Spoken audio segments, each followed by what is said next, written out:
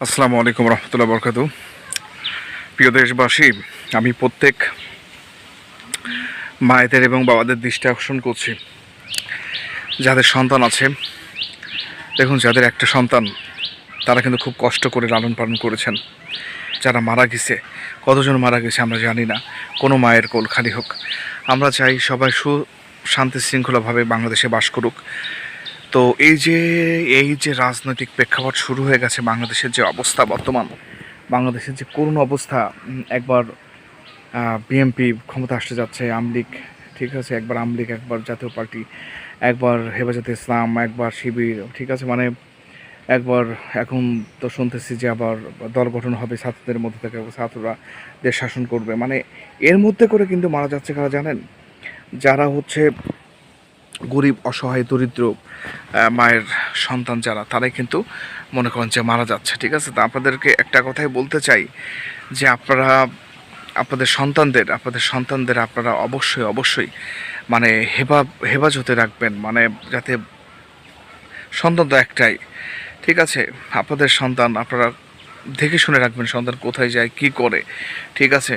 কারণ সন্তানের যদি কোনো ক্ষতি হয়, তো বুঝতেই পারছেন মায়ের কোল খালি হয়ে যাবে। আমি সাধারণ একজন জনগণ, আমি কোনো রাজনীতির মধ্যে না, আমি কোনো রাজনীতি আমি করি না, ছোটোবেলা থেকেই করি না।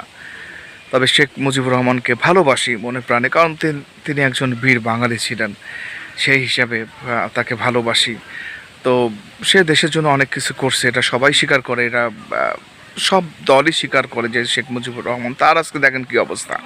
এই জন্য বলছি যে আপনারা যেটা যা করবেন না কেন, যে আপনাদের নিজেদের সন্তানদের অবশ্যই আপনারা সেভ করে রাখেন, যাতে সন্তানদের কোনো ক্ষতি না হয়। কারণ সন্তানদের ক্ষতি হলে বাবা মা বেঁচে থাকা বা না থাকা, এটা তার সমান কথা, বুঝতে পারছেন?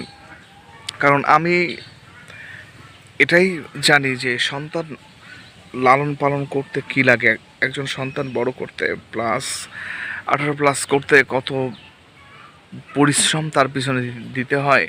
সেই সন্তান যদি মাত্র 5 মিনিটের মধ্যে একটা গুলির আঘাতে মারা যায়, এটা কত খারাপ, কত কষ্টের লাগে, কত কষ্ট।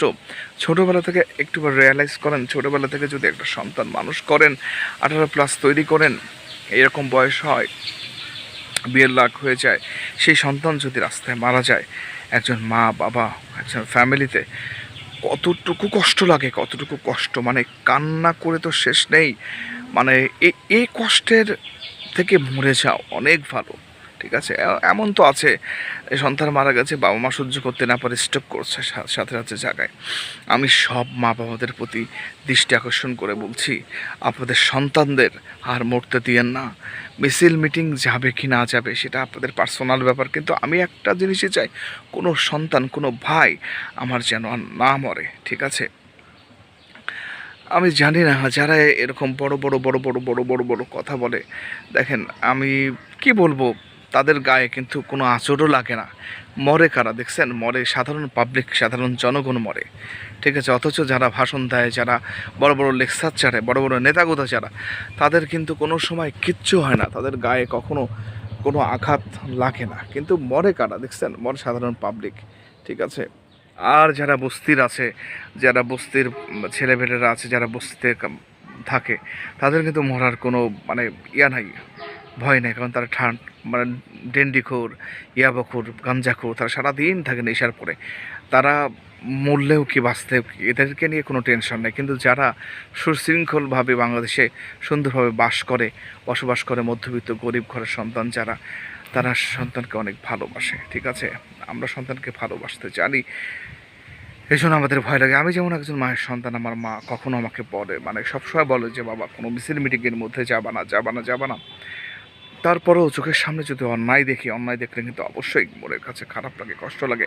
এই জন্য বলছি, আপনারা যেটা করবেন সন্তানদের একটু বোঝান, ভেবে চিন্তে করেন, ঠিক আছে। কারণ একটা সন্তান, আমি আর কতবার বলবো, একটা সন্তান চলে গেলে পাওয়া যায় না।